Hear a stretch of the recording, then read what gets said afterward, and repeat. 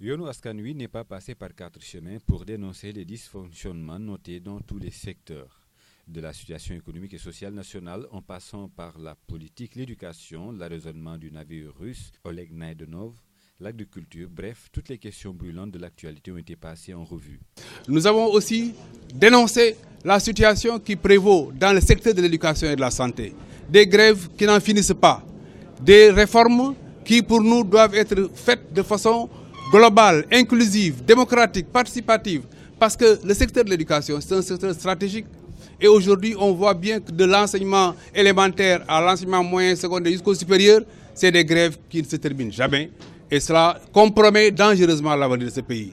Le Sénégal compte essentiellement, comme on l'a dit, sur ses ressources humaines pour réussir son développement. Donc on ne peut pas se permettre chaque année d'avoir des menaces sur le système éducatif, sur l'enseignement supérieur, public ou privé. Notamment, le secteur public de la santé et de l'école nous inquiète grandement. Il y a donc là aussi des mesures que nous avons préconisées pour sortir de ces difficultés-là. Ces acteurs de la victoire du 23 juin et du 27 mars exigent un bilan exhaustif de la gestion du pays afin de corriger les manquements. Ils se disent contre la médiation pénale, mais soutiennent la traque des pires de la République. Ceux qui, par contre, détournent les milliards du pays, on doit être sans complaisance avec eux, on doit être sans pitié avec eux. C'est pourquoi nous ne comprenons pas de toute la mansuétude qui est réservée à Abdoulaye Wade.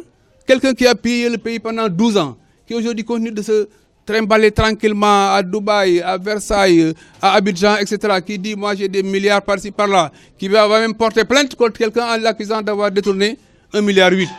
Mais le peuple sénégalais, son fils lui, Karim Wade, on l'accuse d'avoir détourné 694 milliards. Qu'est-ce qu'il en dit?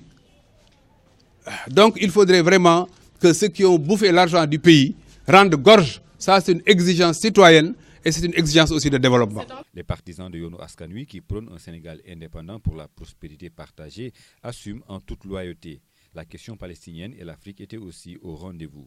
Un besoin de Mandela s'est invité à cette rencontre avec les journalistes. Source d'inspiration pour bon nombre de jeunes, le combattant de l'apartheid a eu droit à un hommage à travers des poèmes. Il paraissait Madiba comme ce petit filet d'eau de montagne qui serpentait les roches et les cavernes, qui a fondu avec son grand esprit et son sourire immense et indélébile.